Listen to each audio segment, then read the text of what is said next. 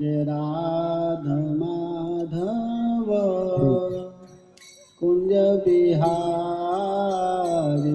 जय राधा माधव कुंज बिहारी जय राधा माधव कुंज बिहारी जय राधा माधव कुंज बिहारी जय गोपी जन वल्लभा गिरिवरधारी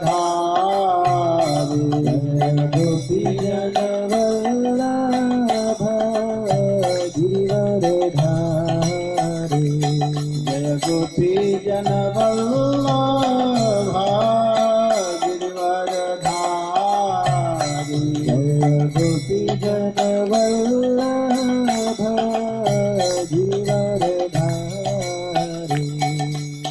यशोदानंदन व्रज जनरंजन यशोदानंदन व्रज जनरंजन यशोदानंदन व्रज जनरंजन यशोदानंदन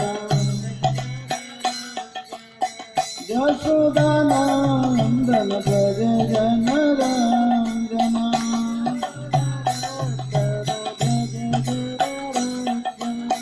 यमुना तीरा वनचारी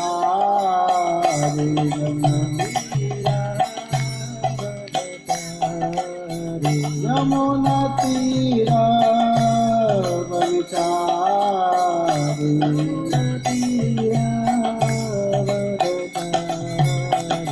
जय राधा माधव कुंज बिहारी जय राधा माधव कुंज बिहारी हरे कृष्णा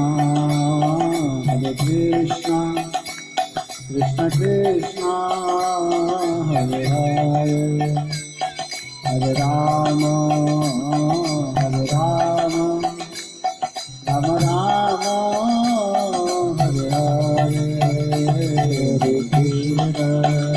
हरे कृष्ण कृष्ण हरे हरे हरे राम राम राम हरे हरे हरे कृष्णा कृष्ण कृष्ण हरे हरे हरे राम राम राम हरे हरे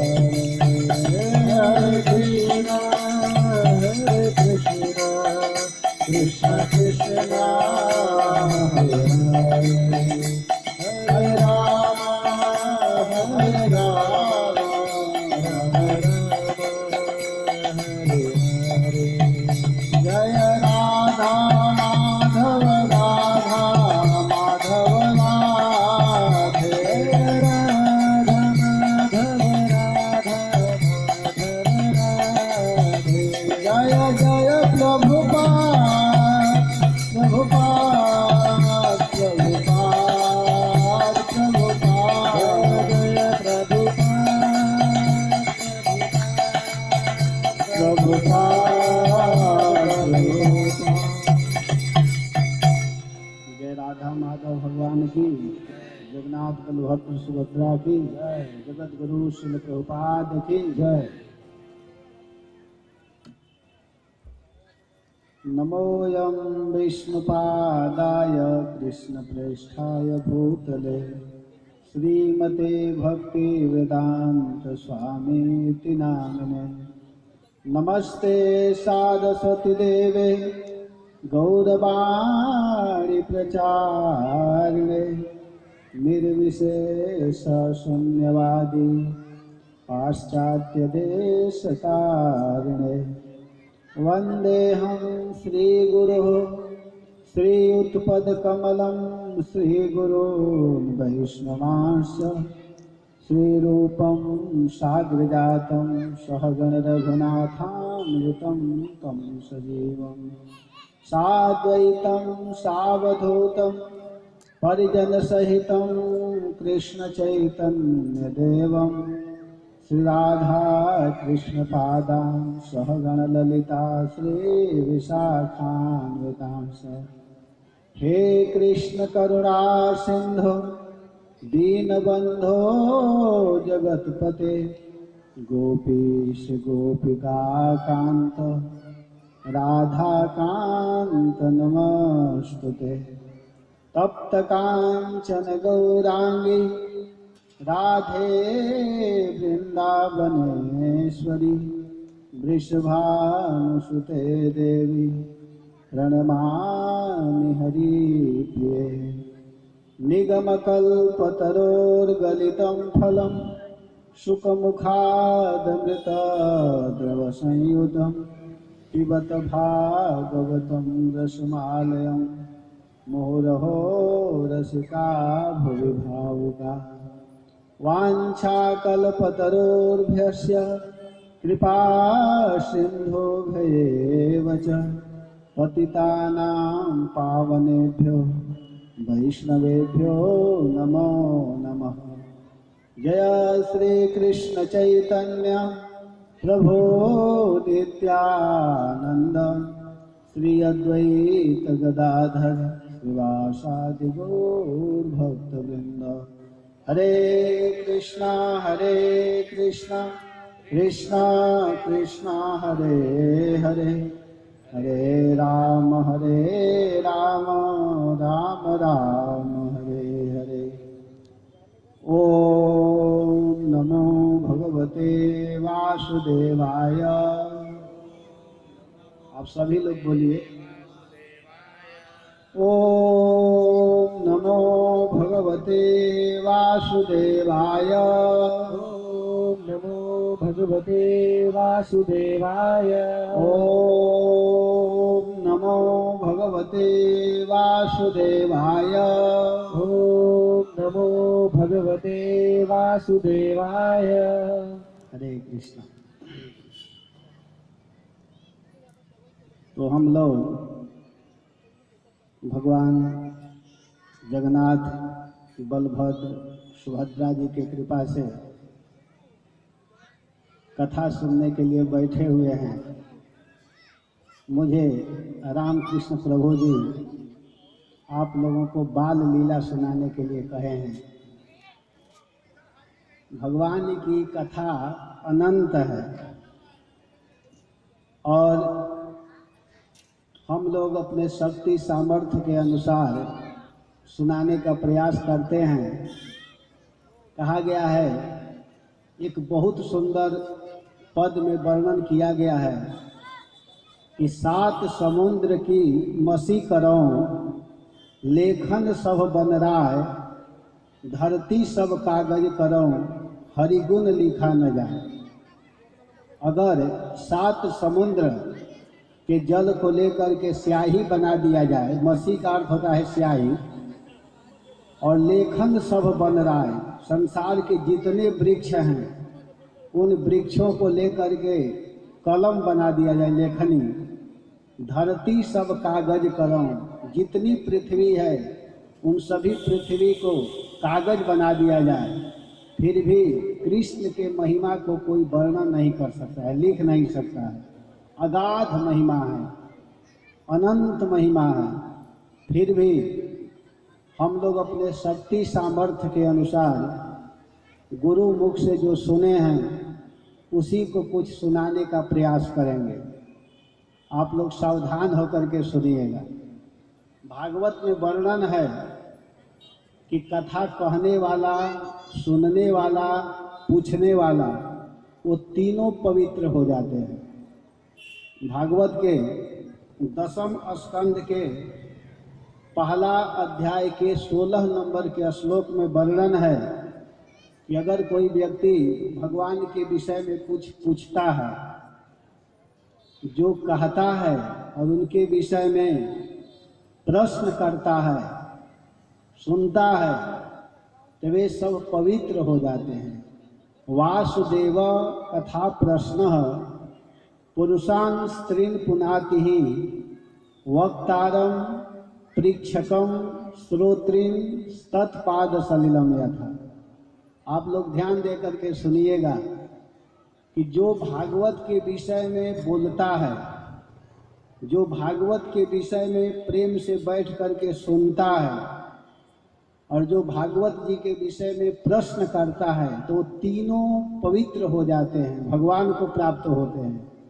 जैसे शालिग्राम जी का चरणामृत या गंगा का जल अगर कोई सेवन करे तो निश्चित भगवान को प्राप्त करता है, वैसे ही भागवत बोलने वाला, भागवत जी को सुनने वाला और उनके विषय में प्रश्न करने वाला। कभी कभी हम लोगों के मन में यह प्रश्न उठता है कि कथा सुन करके क्या फायदा है, लेकिन बहुत फायदा है। गजेंद्र प्रसंग में कहा गया है कि अगर कोई प्रेम से नित्य गजेंद्र मोक्ष की कथा को सुनेगा तो अंत में भगवान स्वयं अपने मुख से बोलते हैं, स्वयं भगवान कहते हैं कि उसको मैं विमलाम मति, विमल मति देता हूँ, उसके मति को मैं शुद्ध कर देता हूँ और वह परागतिम प्राप्तम, वह परागति को प्राप्त करता है। अंत में भगवान क्या करते हैं कि उसके मति को बिल्कुल शुद्ध बनाते हैं। ऐसे तो भगवान के नाम लेते ही व्यक्ति पवित्र हो जाता है। भागवत के दूसरा श्लोक में ही कहा गया है कि अगर कोई भगवान के विषय में सुनने का इच्छा किया, अभी सुना नहीं है, केवल सुनने का इच्छा किया, व्यासदेव जी भागवत लिखते हुए दूसरे श्लोक में ही कहते हैं, धर्मः प्रोजित कैतवोत्र परमो निर्मत सराणाम शतां वेद्यं वास्तवमस्तु वस्तु शिवदं तापत्रयोन्मूलनम्। श्रीमद्भागवते महामुनिकृते किं वा परैरीश्वरः सद्यो हेत्यवरोध्यते प्रकृतिभिः श्रुशुषुभिस्तत्क्षणा। कह रहे कि अगर कोई सुनने का इच्छा किया, उसी समय उसका हृदय निर्मल हो जाता है, पवित्र हो जाता है। अभी सुना नहीं है, सुनने की इच्छा किया और पवित्र होता है हृदय, उस हृदय में भगवान विराजमान होते हैं। भगवान कहाँ रहते हैं? जहाँ शुद्ध स्थान होता है, पवित्र स्थान होता है। इसीलिए वैष्णव लोग स्नान करते हैं, हमेशा शुद्ध अवस्था में रहते हैं। हरे कृष्णा कृष्णा कृष्णा हरे हरे, हरे राम राम राम हरे हरे। तो पहले हम लोगों को सुनने का इच्छुक होना चाहिए। जब सुनने के इच्छुक होंगे तभी कहने वाला भी कुछ सुनाएगा, ये ध्यान देना चाहिए। भागवत सुनने का बहुत महत्व है, बहुत महत्व है। और यह अवसर किसको मिलता है? तो भागवत के महात्म्य में वर्णन है, दूसरा अध्याय के 76 नंबर के श्लोक में यह पद्म पुराण में वर्णन किया गया है। महात्म्य में कहा गया है कि भाग्योदयेन बहुजन्म समर्जितेन सत्संगमं च लभते पुरुषो यदा वै अज्ञान हेतु कृत मोहमदान्धकार नाशं विधाय हि तदोदयते विवेकः। कह रहे हैं कि जब अनंत जन्मों का भाग्य उदय होता है, भाग्योदयेन बहुजन्म समर्जितेन, जैसे हम धन एक एक रुपया जुटा जुटा करके लाखों रुपया करते हैं, उसी प्रकार जब अनंत जन्मों का भाग्य एकत्रित होता है तब हम लोगों को सत्संग मिलता है, भागवत सुनने को मिलता है। ये सबके भाग्य में नहीं है। जो बहुत पुण्य किया है, जो बहुत धर्म किया है, यज्ञ किया है, उसी के भाग्य में इस तरह की कथा सुनने का अवसर प्राप्त होता है। भाग्योदयेन बहुजन्म समर्जितेन, तब उसको सत्संगम, सत्संगम, सत कहते हैं भगवान को, और भगवान का जो संग करता है उसको संत कहते हैं। सत कहते हैं भगवान कृष्ण को। भागवत में वर्णन है, भागवत के 10वें स्कंद के 2 अध्याय में वर्णन है कि जो देवकी के गर्भ में आए हैं वही सत्य हैं। 9 बार सत्य शब्द कहा गया है। सत्यम व्रतम सत्य परम त्रिसत्यम, सत्यस्य योनि निहितम च सत्यम, सत्यस्य सत्यामृत सत्य नेत्रम, सत्यात्मकम त्वाम शरणम प्रपन्ना। इसको देवता लोग स्तुति करते हुए गर्भ स्तुति में बोले हैं कि सत्य कौन है, जो देवकी के गर्भ में है। तो उन सत्य का जो संग करता है, सत्य के विषय में बोलता है, उसको संत कहते हैं। और ऐसे संत महापुरुषों का संगम कब होता है? जब हम बहुत पुण्य किए हैं। आप लोग बड़े भाग्यशाली हैं जो यहाँ पर उपस्थित हैं, जो बैठ करके कथा सुन रहे हैं, माता जी हों या पिताजी लोग हैं, भक्त लोग हैं। आप लोग बहुत पुण्य किए हैं। ये बहुत पुण्य का फल है कि आज हम लोग भगवान श्री हरि के कथा सुनने के लिए उपस्थित हुए हैं, बैठे हैं। भाग्योदयेन बहुजन्म समर्जितेन संगमम च लभते पुरुषः यदन्वयी। उस पुरुष को वह सत्संग प्राप्त होता है। और उससे होता क्या है? सत्संग करने से फायदा क्या है कि अज्ञान, जो अज्ञान है, जो हम लोगों के मन में अज्ञान छाया हुआ है, यह मेरा है, मैं, अहम और मम में जो फंसे हुए हैं, इससे छुटकारा होने लगता है जब सत्संग करेंगे।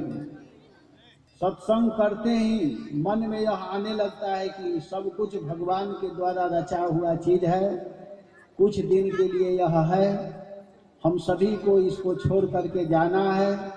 इस तरह का भाव आता है। और जब ऐसा भाव आता है तो वह व्यक्ति क्या करता है कि सबसे प्रेम करने लगता है, सबको अपना मानने लगता है, सब अपने स्वजन दिखाई देने लगते हैं।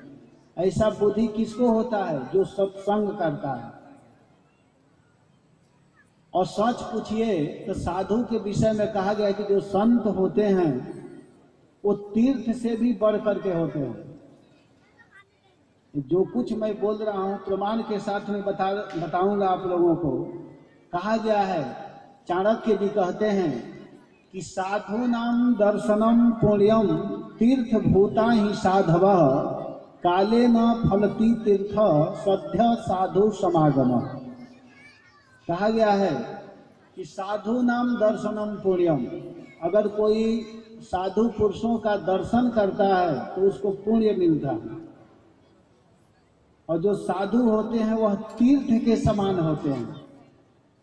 एक बार तो कह दिए कि तीर्थ के समान होते हैं, लेकिन फिर कहते हैं कि देखिए साधु में और तीर्थ में अंतर क्या है कि तीर्थ में जाते हैं, जैसे हम गंगा जी गए, अन्य तीर्थों में जाते हैं, स्नान करते हैं तो फल मिलता है, उसमें शंका नहीं, फल मिलता है। लेकिन काले न फलती तीर्थ, वह तीर्थ फल देने में कुछ समय लगाता है।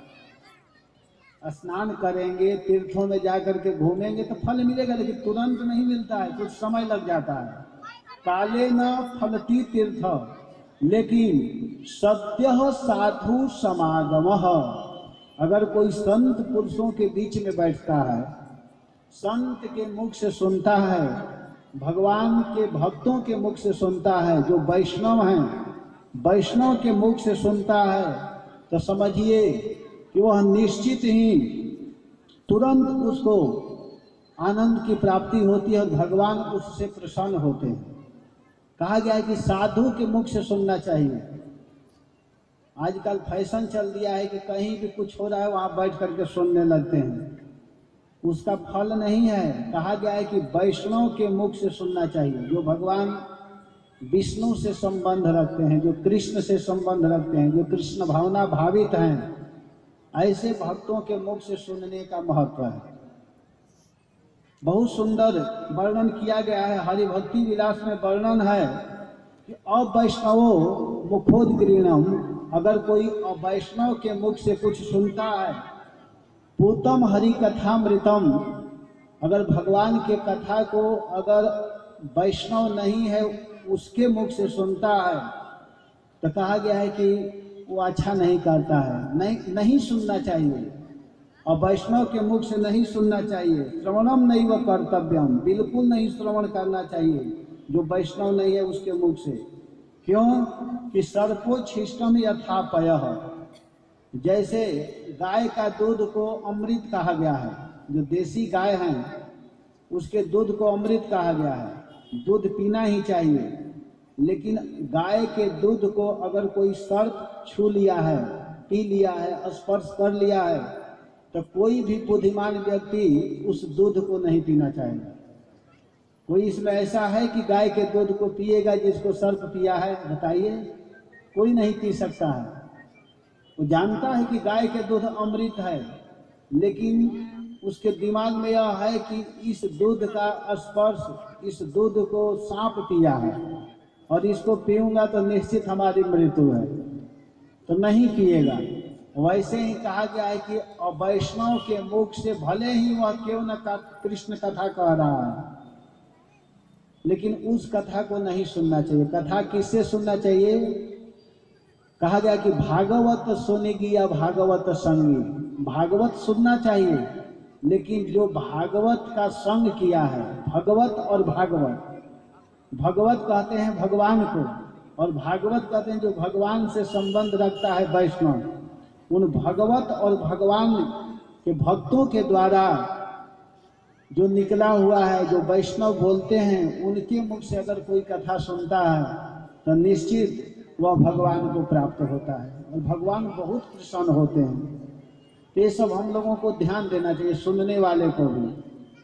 और वैष्णव जो होते हैं, साधु होते हैं, ऐसे साधुओं का अगर कोई दर्शन करता है तो सद्यः साधु समागमः, वह संत उस व्यक्ति के पाप को, दुष्कर्म को तुरंत समाप्त कर देते हैं।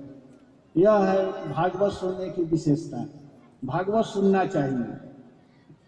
यहाँ तक कहा गया है कि यत् फलम नास्ति तपसा न योगेन समाधिना तत्फलम लभते सम्यक कलौ केशव कीर्तना। अगर कोई व्यक्ति इस कलयुग में, जिस युग में बैठे हैं, इस युग को कलयुग कहते हैं, और इस युग में सबसे महत्वपूर्ण साधन है, उपाय है भगवान कृष्ण के विषय में सुनना। 4 युग होता है, सतयुग, त्रेता, द्वापर, कलयुग। 4 युग में भजन की पद्धति अलग अलग तरह से बताई गई है, भक्ति के विषय में बताया गया है। सतयुग में मनुष्यों का उम्र 1 लाख वर्ष का होता था, तो उस समय लोग ध्यान करते थे। कृते यद ध्यायते विष्णु, कृत युग कहते हैं सतयुग को। तो सतयुग में लोग 1 लाख वर्ष के होते थे और ध्यान के द्वारा भगवान की आराधना किया करते थे, भगवान के भक्ति को करते थे, क्योंकि लाख वर्ष उम्र होता था। लेकिन उसी मनुष्यों का उम्र जब त्रेता में आए तो 10 गुना कम हो गया। जो 1 लाख वर्ष का उम्र था, वह उम्र सीधे 10 गुना कम होकर के कितना हो गया? 10,000 वर्ष।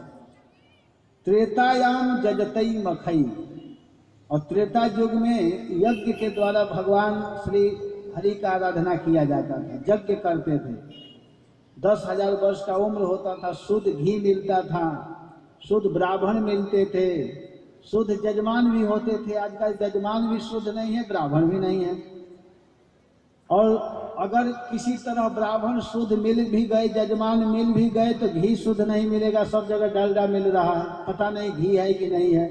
किसी भी दुकान पर जाइए, जितना चाहिए उतना घी मिलता है, गाय भले नहीं दिखाई देती हैं। तो इस युग के लिए वो सब नहीं है।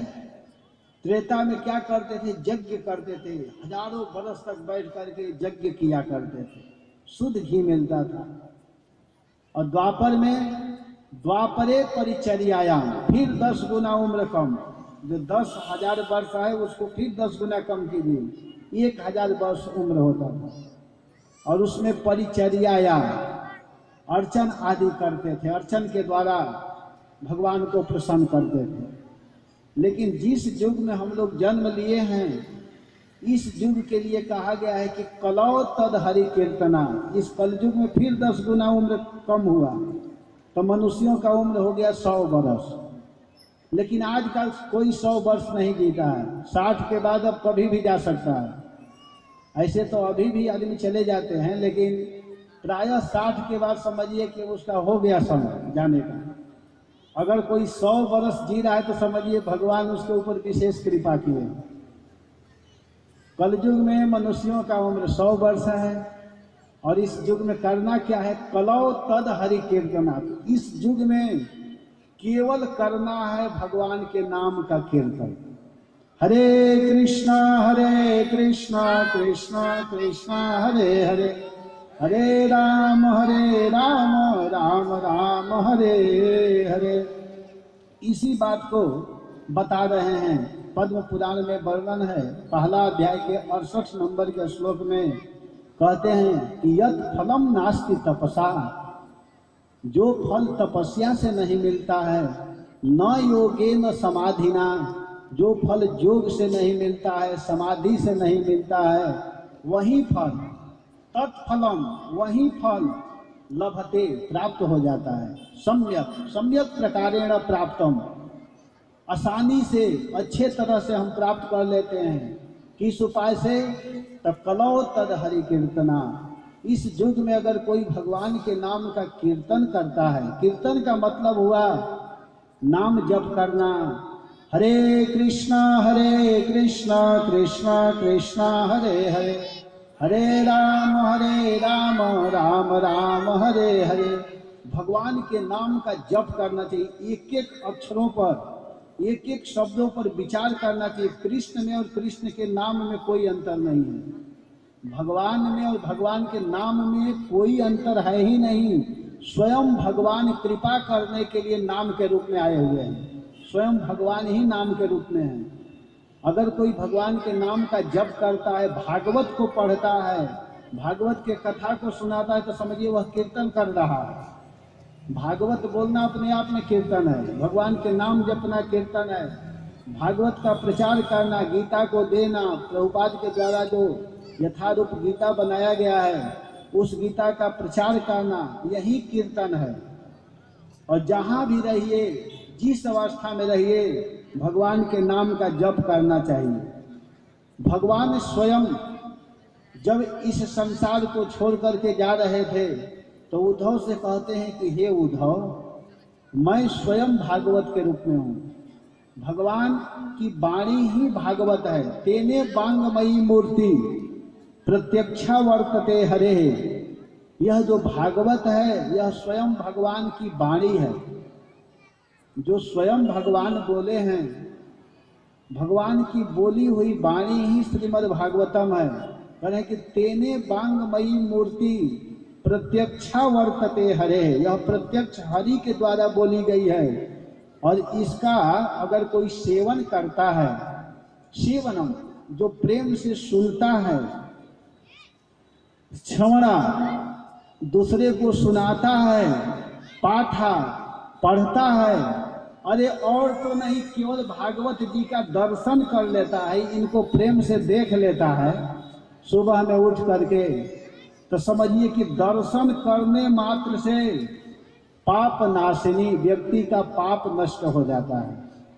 अब कितना सरल उपाय बताया जाए हम लोगों के लिए, बताइए। अगर इस भागवत का कोई पठन करता है, प्रतिदिन नियम बना करके पढ़ता है, अगर मान लीजिए हमको पढ़ने की शक्ति नहीं है, हम पढ़ नहीं पाएंगे, तो कोई पढ़ रहा है, आप बैठ करके सुन रहे हैं, श्रवण कर रहे हैं, तो उतना ही फल मिल रहा है जितना पढ़ने वाले को मिलता है। सुनने का भी उतना ही महत्व है। अगर आप दूसरे को सुना रहे हैं, उसको भी उतना ही फल मिलता है। अगर किसी कारणवश हमारे पास समय नहीं है, हम पढ़ भी नहीं पाए, सुन भी नहीं पाए, तो केवल भागवत जी का दर्शन कर ले सुबह में उठ करके, सुबह शाम दर्शन करे भागवत को, तो समझिए कि उस व्यक्ति का पाप दूर हो जाता है। पाप को दूर करने वाला भी भागवत जी का दर्शन है। तो इसीलिए हम लोगों को नियम बनाना चाहिए, प्रतिदिन भागवत पढ़ना चाहिए। नित्यम भागवत सेवाया, नित्य भागवत का सेवन करना चाहिए। इसी भागवत में भगवान का वर्णन है, भगवान के विषय में कहा गया है। भागवत को सुनाने वाले सुखदेव गोस्वामी हैं। मैं अति संक्षेप में आज भूमिका बताऊंगा और 3 दिन भगवान के बाल लीला का वर्णन करूंगा। तो सुखदेव गोस्वामी के विषय में और महाराज परीक्षित के विषय में संक्षेप में आप लोग जान लीजिए कि महाराज परीक्षित जो हैं एक चक्रवर्ती राजा थे। पांडवों के वंश में जन्म लिए थे। अभिमन्यु के पुत्र हैं परीक्षित महाराज। उत्तरा के द्वारा उनका जन्म हुआ है। और एक बार परीक्षित जंगल में गए हुए थे, और जब जंगल में गए तो उनको बहुत जोर से प्यास लगी। प्यास लगने के कारण पानी ढूंढने लगे, जहां तहां पानी दिखाई नहीं दिया। तो पानी पीने की इच्छा से इधर उधर देख रहे थे। जंगल में एक आश्रम था। जब वहां जाते हैं तो देखते हैं कि एक महात्मा जिनका नाम है समीक ऋषि। गुरुदेव आप यह बताइए कि पुरुषस्य हयत कार्यम म्रियमाणस्य सर्वथा। कह रहे हैं कि जिस व्यक्ति को निश्चित रूप से मरना है, उस मरने वाले व्यक्ति को क्या करना चाहिए। देखिए उनका कितना सुंदर प्रश्न है कि जिन व्यक्ति को निश्चित रूप से मरना है उसको क्या करना चाहिए। प्रश्न करते हैं कि उस व्यक्ति को क्या सुनना चाहिए, क्या बोलना चाहिए, क्या स्मरण करना चाहिए। आप लोग ध्यान दीजिएगा, प्रश्न है मरने वाले के लिए। अगर इसमें कोई अमर बन करके आए होंगे उनके लिए यह प्रश्न नहीं है। इसमें कुछ लोग ऐसे भी होंगे जिनको नहीं मरना हो, तो उसके लिए यह कथा नहीं है। यह कथा किसके लिए है, जिसको निश्चित रूप से मरना है। महाराज परीक्षित कहते हैं कि योगिनाम परमं गुरुम, हे योगियों में सर्वश्रेष्ठ गुरुदेव आप यह बताइए कि मरने वाले व्यक्ति को क्या करना चाहिए, क्या सुनना चाहिए, क्या बोलना चाहिए। इस तरह के प्रश्न को सुनते ही सुखदेव जी आनंद में हो गए। इतना सुंदर प्रश्न उनको लगा कि सुखदेव गोस्वामी स्तुति करना भूल गए, मंगलाचरण करना भूल गए गुरु चरणों में, और सीधे उत्तर देना प्रारंभ करते हैं। कहते हैं कि बरीयानसते प्रश्न कृतम लोकहितो नृप आत्मवित् सम्मतः पुंसाम श्रोतव्यादि सुया परम। कह रहे हैं कि बरीयान ते प्रश्न बरीयान। हे महाराज आपका प्रश्न जो है बहुत सुंदर है, और इससे केवल आपका नहीं जगत का कल्याण होने वाला है। कृतम लोकहितम नृप, आपने इतना सुंदर प्रश्न किया है कि इस प्रश्न से जगत का हित होने वाला है, संपूर्ण जगत के लोगों का कल्याण होने वाला है। आप बहुत सुंदर प्रश्न किए हैं, बहुत सुंदर प्रश्न है आपका। आप प्रश्न किए हैं कि मरने वाले व्यक्ति को क्या करना चाहिए। तो पहले सुन लीजिए कि संसार के लोग क्या करते हैं, कि लोगों के पास में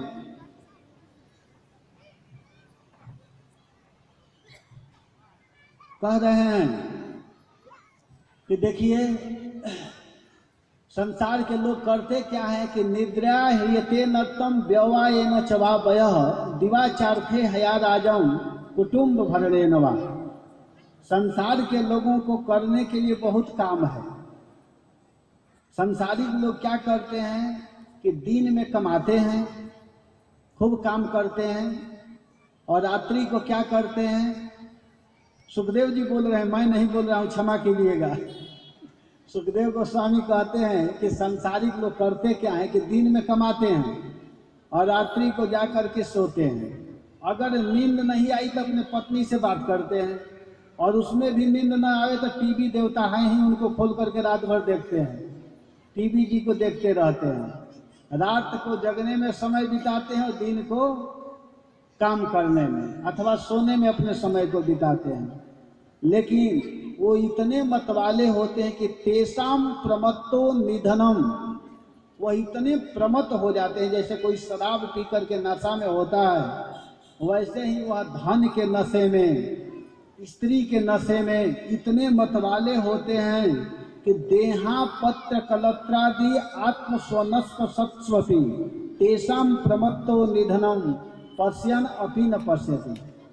वो देह में, परिवार में, स्त्री में, पुत्र में, बच्चे में, धन में, स्वजन संबंधी में इतने आसक्त हो जाते हैं कि तेषाम प्रमत्तो, वह इतने मतवाले होते हैं कि निधनम, एक दूसरे के मृत्यु को देख करके भी न पश्यति, नहीं देखते हैं। कोई दूसरा व्यक्ति मर गया दुर्घटना में या किसी तरह उसका शरीर पूर्ण होता है तो कहते हैं अरे वो मर गया, उसको लेकर के जाते हैं श्मशान पर और उस समय कहते हैं भगवान का नाम सत्य है, इसको भजन करना चाहिए था, नहीं किया। रोते भी हैं, जलाते हैं और वहीं जलाने का तुरंत जिलेबी और कचौड़ी खाने लगते हैं, भूल जाते हैं कि मुझे भी मरना है। इतने मतवाले हैं।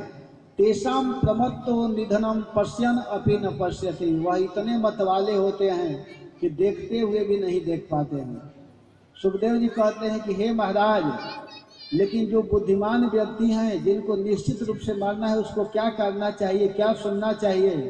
तब कहते हैं कि तस्माद् भारत सर्वात्मा भगवान ईश्वरो हरि श्रोतव्यः कीर्तितव्यश्च श्रोतव्यम इच्छताम भयम। कह रहे हैं कि जिसको हमेशा हमेशा के लिए अभय पद प्राप्त करना है, भय से रहित रहना है, उसको केवल भगवान के विषय में सुनना चाहिए। सर्वात्मा, जो सबके आत्मा है, आत्मा कहते हैं प्रिय को, भगवान सबके प्रिय हैं। भगवान से बढ़ करके और इस संसार में कोई प्रिय नहीं है, कोई सुहृद नहीं है, क्योंकि भगवान के उपस्थिति के कारण हमारा देह प्रिय है, ये समझना चाहिए। और देह के संबंध होने के कारण स्त्री प्रिय है, बच्चे प्रिय है। जिस गांव में जन्म लिए हैं वह गांव प्रिय है, जिस राज्य में जन्म लिए हैं वह राज्य प्रिय है, जिस देश में जन्म लिए हैं वह देश प्रिय है। भगवान के उपस्थिति के कारण, आत्मा के उपस्थिति के कारण, जब शरीर में आत्मा है तो यह देह प्रिय है। देह से संबंध हुआ तो स्त्री प्रिय हो जाती है, स्त्री से पुत्र हुआ तो लड़का प्रिय हो गया। जिस गांव में जन्म लिए वह गांव प्रिय होता है, दूसरे गांव से मैच होता है तो मन में होता है कि मेरा गांव को जीतना चाहिए। जिस राज्य में जन्म लिए तो हमारा राज्य का विजय होना चाहिए। अगर देश स्तर से मैच हो रहा है तो भारत को जीतना चाहिए, पाकिस्तान को नहीं, क्योंकि भारत में जन्म लिया हूँ। सारा प्रियता का मेन स्रोत कौन है? आत्मा। आत्मा कौन है? कृष्ण। जब ही इस शरीर से आत्मा निकलता है, आत्मा को निकलते ही देह प्रिय नहीं रह जाता है। आप लोगों को अनुभव है, कितना हूँ प्रिय देह है, कितना हूँ प्रिय पत्नी हो, पुत्र हो, लेकिन उस शरीर से जब ही आत्मा निकलेगा व्यक्ति 1 घंटा भी उसको रखना नहीं चाहेगा। रखना चाहिए ना, क्या हो गया? शरीर तो यहीं पड़ा हुआ है, दोनों हाथ, दोनों पैर, सब कुछ, गोरा सांवला जो भी शरीर था सब यहीं है, उसको रख लीजिए अलमारी में बंद करके। लेकिन कोई नहीं रखता है, क्यों? कि जो प्रिय था वह तो चला गया, निकल गया। तो इसीलिए कहा गया है, सुखदेव जी कहते हैं कि तस्माद् भारत सर्वात्मा, जो सबके आत्मा हैं वही सर्वप्रिय हैं, उन्हीं भगवान के विषय में, वह भगवान हैं।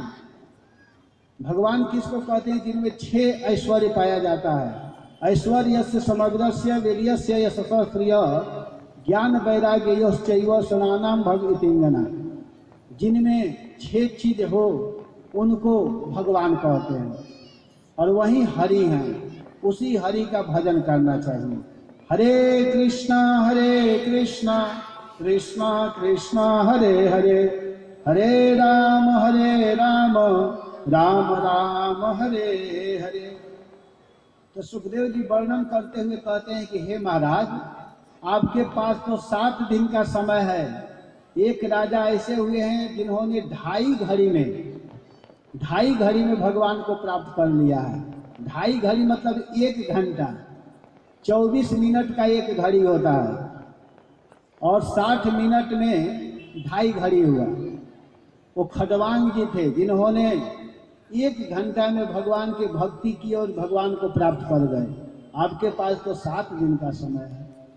और लगे सुखदेव जी कथा सुनाने। तो भागवत के धर्म 10 विषयों का वर्णन किए। सर्ग, विसर्ग, स्थान, पोषण, ऊति, मनवंतर, ईशानु कथा, निरोध, मुक्ति और आश्रय। तो तीसरा स्कंद में सर्ग का वर्णन है, चौथा में विसर्ग का, 5वां में स्थान का, 6वां में पोषण का, 7वां में ऊति का वर्णन है और 8वां में मनवंतर का, 9वां में ईशानु का, 10वां में निरोध, 11वां में मुक्ति और 12वां में आश्रय। आश्रय कौन है? भगवान कृष्ण। तो निरोध के विषय में, निरोध माने एक से एक दुष्टों का वध करना।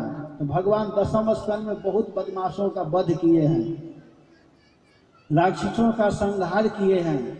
तो इस कथा को बताते बताते सुखदेव गोस्वामी कहते हैं कि देखिए, एक समय की बात है, पृथ्वी बिल्कुल दुखी हो चुकी थी और दुखी होकर के पृथ्वी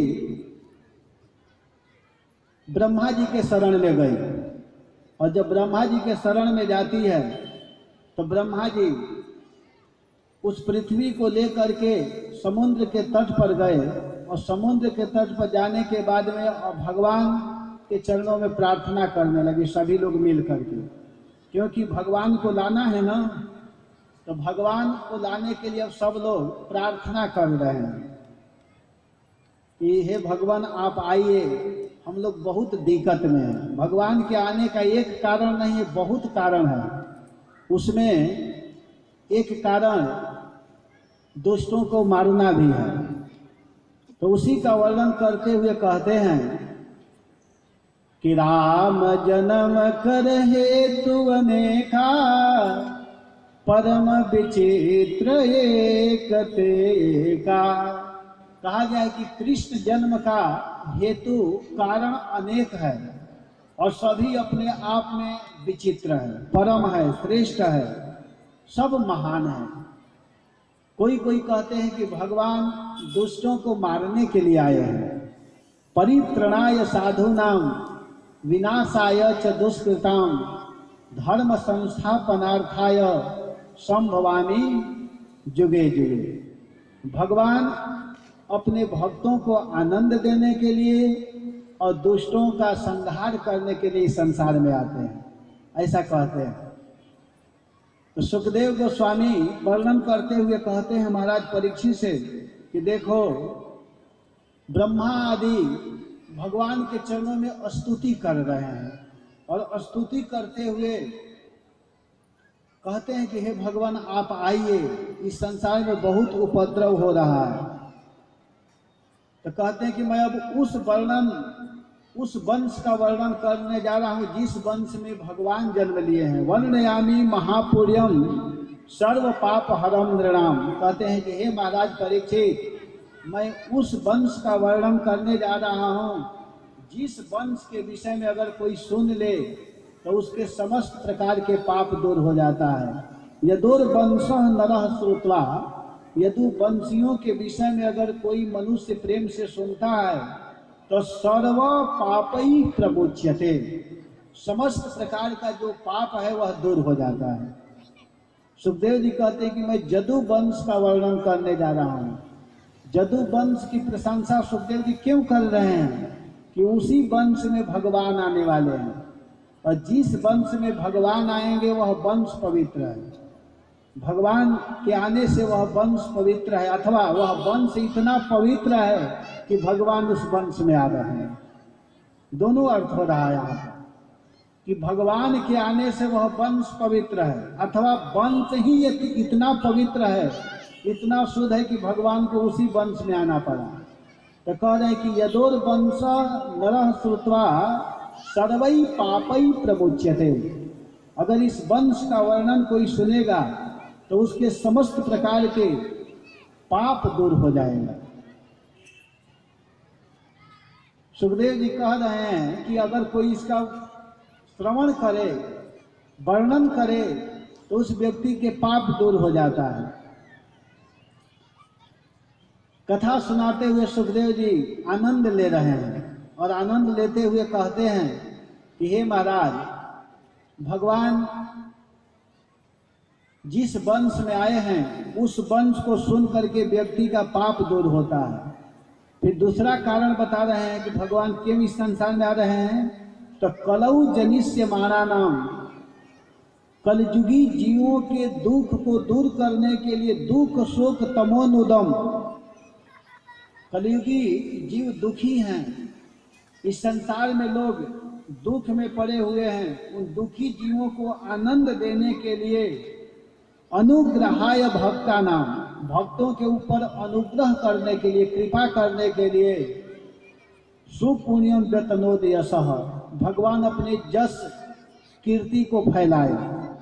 जिस जस को गा गा करके भक्त लोग आज भी आनंद का अनुभव करते हैं, भक्त लोग भगवान के विषय में गाते हैं और गा करके खुश होते हैं। तो कलौ जनिष्य मारा नाम, दुख शोक तमोनुदम, अनुग्रहाय भक्ता नाम, सुपुण्यम व्यतनोति यतः, भगवान अपने भक्तों के ऊपर अनुग्रह करने के लिए, अनुग्रहाय भूता नाम मानुषम देहमाश्रितम, अपने भक्तों के ऊपर कृपा करने के लिए, अनुग्रह करने के लिए भगवान आए इस संसार में। यह नहीं समझना चाहिए कि भगवान राक्षसों को मारने के लिए आए हैं। भगवान का मुख्य उद्देश्य है भक्तों को आनंदित करना। और भक्त आनंदित कैसे होंगे जब दुष्ट इस संसार में नहीं रहेंगे। जैसे उदाहरण दिया जाता है कि हम लोग खेती क्यों करते हैं, किसी से पूछा जाए कि आप धान का खेती क्यों करते हो, तो कोई कहे कि मैं भूसा के लिए करता हूं, तो नहीं, धान की खेती किया जाता है चावल के लिए। कोई अपने घर में गाय क्यों पालता है, दूध के लिए, न कि गोबर के लिए। व्यक्ति गाय का पालन करते हैं किसके लिए, दूध के लिए, लेकिन गोबर भी मिल जाता है। धान का खेती करते हैं चावल के लिए, लेकिन भूस भी, पुआल भी मिलता है।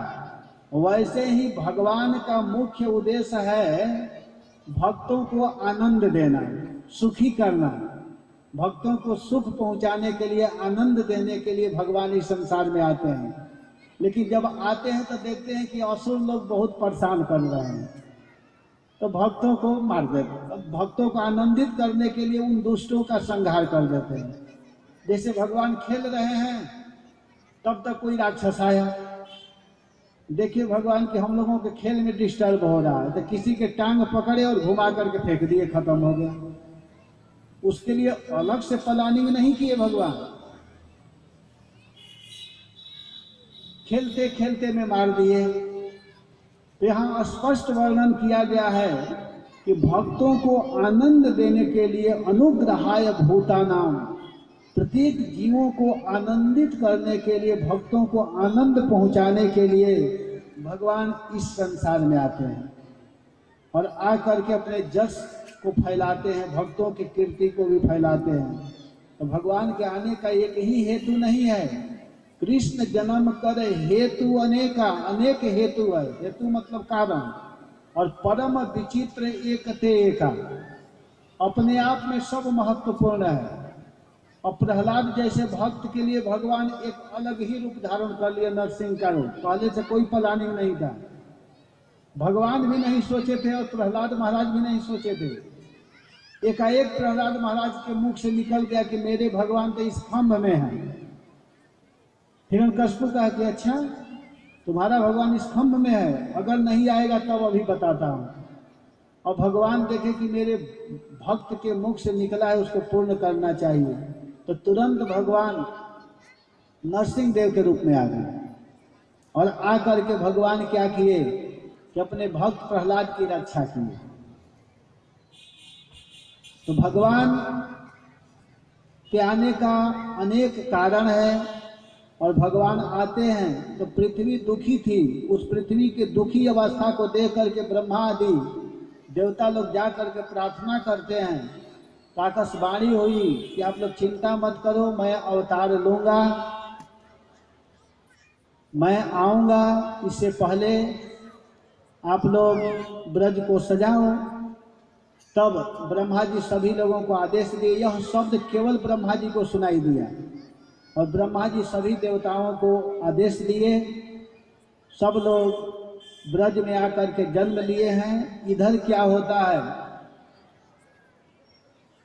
कि देवकी का विवाह वसुदेव जी के साथ में हो रहा है। देवकी का विवाह वसुदेव जी के साथ में हुआ और कंस अपने बहन देवकी को लेकर के जा रहा है। भाई है कंस, लेकर के जा रहा है, रथ पर बैठा करके। वसुदेव जी भी बैठे हुए हैं, कंस भी बैठा है, देवकी भी बैठी है। कंस उस रथ को हाँकते हुए ले जा रहा है। आनंद के साथ में छोटी बहन देवकी है, खूब खुश है, प्रसन्न है, लेकर के जा रहा था। उसी समय आकाशवाणी हुई कि अरे कंस, तुम जिस देवकी को लेकर के जा रहे हो उसी का 8वां संतान तुम्हारा वध करेगा। ऐसे शब्द को सुनते ही, जो कि अपने बहन देवकी से प्रेम कर रहा था कंस, लेकिन जब ही सुना कि इसी का 8वां संतान मेरा काल होगा, तो इत्युक्त सखलः पापो, इस तरह के उक्ति को सुन करके वह खल, वह पाप, खल कहते हैं जो दूसरे को दुख दे करके सुखी होते हैं उनको खल कहते हैं। साधु में और खल में बहुत अंतर है। संत होते हैं दूसरे को सुखी दे करके आनंदित होते हैं, और खल वह होते हैं जो दूसरे को दुख को देख करके उनको आनंद मिलता है, उसको खल कहते हैं। तो इत्युक्त सखलः पापो भोजा नाम कुल पांसनः, वह कुल कलंकी भोज वंश में जन्म लेने वाला कंस भगनी हंतुमारब्ध, अपनी बहन को मारने के लिए क्या किया कि खड़ग पाणी कचेक रही, तो अपने हाथ में तलवार लिया था, उस तलवार को ऐसे निकालता है और बहन के कच को, कच कहते हैं केश को, लेकिन किस केश को कच कहते हैं? जो केश विवाह के समय में अनेक तेलों से समन्वित रहता है। जब लड़कियों का विवाह किया जाता है, कन्याओं का, तो उस समय उनके बाल में सुगंधित तेल लगाया जाता है। और अभी वह केश धोई भी नहीं थी, श्रृंगार करके वह देवकी जा रही है, उस कच को पकड़ा, उसको कच कहते हैं, माने जिसमें विवाह का तेल आदि लगा हुआ है। ऐसे मांगलिक केस को वह पकड़ लिया। किस दृष्टि से पकड़ा है? मारने के लिए। सुखदेव जी कहते हैं, वर्णन है कि अगर कोई स्त्री के बाल को मारने की इच्छा से पकड़ता है तो उसका उम्र समाप्त हो जाता है। ये ध्यान देना चाहिए। कभी भी स्त्रियों को पीटना नहीं चाहिए, मारना नहीं चाहिए, कभी भी नहीं। जो मारता है, दंड देता है, उसके ऊपर पाप लगता है, दोष लगता है। ये सब ध्यान देना चाहिए हम लोगों को। तो वह कंस क्या किया कि उस कच को पकड़ लिया, और जब ही केस को पकड़ा तो वहीं बगल में वसुदेव जी थे। वसुदेव जी देख करके विचार करने लगे कि अरे अरे अरे अरे, मैं तो इसका पति हूँ। और पति का अर्थ होता है पाति इति पति, पातिति इति पति, जो पत्नी का पालन करे। पालयति लालयति इति पति, जो पत्नी का भरण पोषण कर सके तभी वह पति है। विवाह करने से पहले सोच लेना चाहिए कि मैं पालन कर पाऊंगा कि नहीं। ये नहीं कि पत्नी से काम करवाइए और आप बैठ करके खाइए। पति का मतलब होता है कि कमा करके पत्नी का पालन पोषण करे, और पत्नी का कर्तव्य है अपने पति का सेवा करे। ये सब नियम है। तो वसुदेव जी विचार करने लगे, सोचने लगे। विचार करते हुए सोच रहे हैं कि मैं कैसा पति कि मेरे सामने कंस हमारी पत्नी का वध करने के लिए चल दिया है, तो मेरा कर्तव्य है कि अपनी पत्नी का रक्षा करूं। तब कंस से वसुदेव जी कहते हैं कि अरे वसुदेव जी कंस से कहते हैं कि अरे कंस, सुनो सुनो सुनो, आप इसको क्यों मारना चाहते हैं? आप इसको मत मारिए, बिल्कुल मत मारिए। तब कंस कहता है कि आपको पता नहीं है, इसी का 8वां संतान मेरा काल है, मेरा शत्रु है। यह रहेगी बांस न बाजेगी बांसुरी। जब देवकी ही नहीं रहेगी तो मेरा काल जन्म नहीं लेगा। इतना सुन करके वसुदेव जी बहुत जोर से हंसे और हंसकर कहते हैं कि कंस, क्या देवकी को तुम मार दोगे तो मरोगे नहीं? अरे भैया कंस, मृत्यु जन्मवताम वीर देहे न सहजायते अद्यवाप्त शतान्ते व मृत्यु वही प्राणी नाम ध्रुव। देखो भैया, जिस व्यक्ति का जन्म हुआ है उसकी मृत्यु भी उसी दिन निश्चित कर दी जाती है। मृत्यु जन्मवताम वीर, जन्म और मृत्यु दोनों एक साथ क्लियर किया जाता है। ये मत समझो कि आज हमारा मृत्यु क्लियर किया जा रहा है कि आपको कब मारना है, क्या करना, नहीं। जन्म के समय ही फिक्स रहता है कि आपको कैसे मरना है, कहाँ आपका शरीर छूटेगा, किस अवस्था में। देहे न सह जायते, देह के साथ ही वह जन्म लेता है। कोई आज मरता है, कोई 10 वर्ष के बाद मरता है, कोई 50 वर्ष के बाद मरना निश्चित है, ध्रुव है, निश्चित सत्य है। तो इसके लिए चिंता करने की क्या जरूरत है? चिंता मत कीजिए। और जहाँ बात रही देवकी के पुत्रों से, तो सुनो सुनो सुनो। न यस्यस्ते भयम सौम्यम यद वागाह शरीरिणी पुत्रां समर्पयिष्यस्या यतस्ते भयमूर्छितम्। कंस से वसुदेव जी कहते हैं कि मैं पुत्रों को दूंगा। आपको देवकी से भय नहीं ना है, देवकी के पुत्र से भय है ना। तो वसुदेव जी कहते हैं कि मैं पुत्रों को दूंगा, पुत्रां समर्पयिष्यस्या यतस्ते भयमूर्छितम्। मैं देवकी के पुत्रों को दूंगा, आप इसको छोड़ दो। तो कंस को इतना भी समझ में नहीं आया कि वसुदेव जी क्या बोल रहे हैं।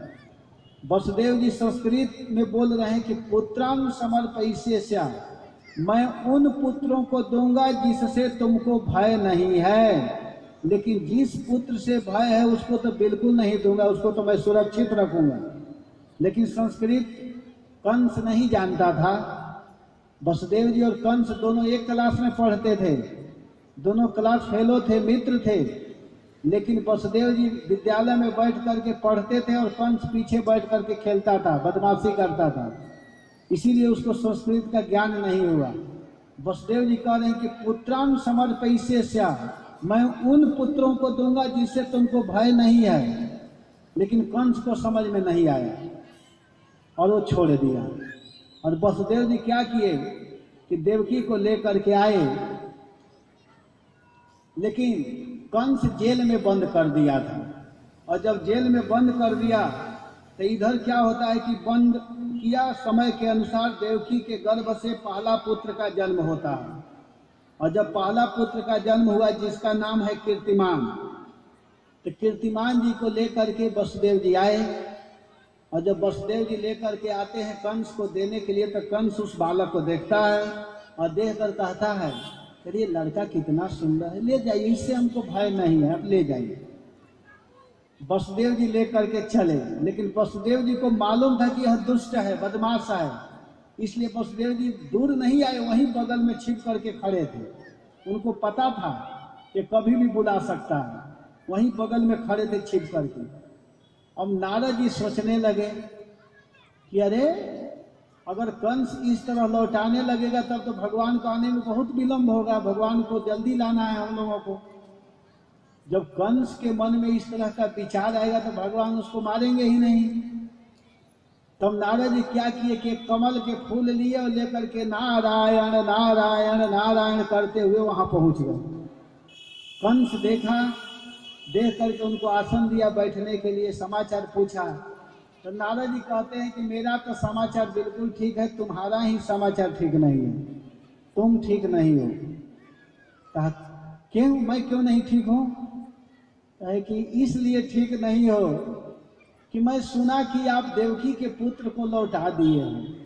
कहाँ महाराज, उससे मुझको कोई भय नहीं है, मुझको तो 8वां पुत्र से भय है। इतना सुनकर नारद जी कमल के फूल को लिए और दिखाने लगे, कहे देखो देखो देखो, देवताओं के भाषा को तुम नहीं जानते हो, यहाँ से गिनो, यहाँ से गिनोगे तो यह 8वां है, लेकिन 7 नंबर से गिनना प्रारंभ करोगे तो जो 8वां है वही पहला हो जाएगा। तो देवताओं की गिनती कहीं से भी चालू हो जाती है, पहला भी 8वां हो जाता है, 8वां भी पहला हो जाता है। तो इतना सुनकर कंस कहा कि अच्छा ऐसे भी होता है? तो हाँ, तब कहता है कि क्या मैं कीर्तिमान को मार दूं बुला करके पहला पुत्र को? तो नारद जी कहे कि मैं क्यों कहूं कि तुम मारो या मत मारो, नारायण नारायण कहते हुए चल दिए। अब कंस तुरंत बुलाता है कि वसुदेव को बुला करके लाओ। वसुदेव जी तुरंत आकर कहते हैं लीजिए साहब, वहीं थे बगल में खड़े, ला करके दे दिए। और कंस लिया और एक वही पत्थर था उसके ऊपर पटका, वो समाप्त हो गया। फिर दूसरा पुत्र हुआ जिसका नाम है सुसेन, उसको भी ला करके दिए, उसका भी वध किया। तीसरा पुत्र हुए भद्रसेन, उनको भी मार दिया। चौथा पुत्र हुए ऋजु, उसको भी मारा। पांचवा पुत्र हुए संवर्धन, उसका भी वध किया। और छठवां पुत्र हुए भद्र, उनका भी वध कर दिया। और सातवें संतान के रूप में स्वयं भगवान का ही अंश, भगवान का जो अंश है दूसरे बपू, स्वयं भगवान बलराम आए थे देवकी के गर्भ में। लेकिन भगवान विचार करने लगे कि इनको नहीं मारने देना है ना, वो मार ही सकता है क्योंकि भगवान है, बलराम कोई साधारण व्यक्ति तो है नहीं। तो भगवान स्वयं जोग माया को बुलाए और जोग माया को बुला करके भगवान कहते हैं, देखिए जोग माया भगवान के सामने दासी की तरह रहती है, ये सब जानना चाहिए। ब्रह्म संहिता में वर्णन है कि सृष्टि स्थिति प्रलय साधन शक्ति रेखा छाये वजस्य भुवनानि विभर्ति दुर्गा ईछान रूपमपियस्य चेष्ट शेषा गोविंदमादि पुरुषम तमहम भजामि। जहाँ भगवान के सामने ब्रह्मा आदि सब स्तुति करते रहते हैं, झुके रहते हैं, वह है भगवान। तो भगवान जोग माया को बुलाए और बुला करके कहे कि तुम क्या करो कि देवकी के गर्भ से लड़का को निकाल करके रोहिणी के गर्भ में डाल दो। लड़का का क्षति नहीं होना चाहिए, देवकी को भी कोई क्षति नहीं होना चाहिए और रोहिणी को भी कोई हानि न हो, बिल्कुल तीनों सुरक्षित रहे, ध्यान देना। तो जोग माया कहते कि प्रभु आपने तो बहुत बड़ा काम दे दिया, इसके बदले में क्या इनाम देंगे? संसार में कोई ऑपरेशन करता है तो 50,000 रुपया भी ले लेता है, पेट को भी काट देता है और गारंटी भी नहीं लेता है कि वो बचेगा कि नहीं। लेकिन आप इस तरह के काम कर रहे हैं, कोई इनाम उनाम देंगे कि नहीं? तो भगवान कहे कि दूंगा, तुम 14 नाम से प्रसिद्ध होगी, चिंता मत करो। तो भगवान उसको पहले उसका नामकरण कर दिए कि जाओ भारत भूमि में तुम 14 नाम से प्रसिद्ध होगे, तुम्हारा 14 नाम होगा। वो नाम भी भगवान उसी समय बता दिए। कहते हैं कि दुर्गेति भद्रकालेति विजया वैष्णवेति च कुमुदा चंद्रिका कृष्णा माधवी कन्यकेति च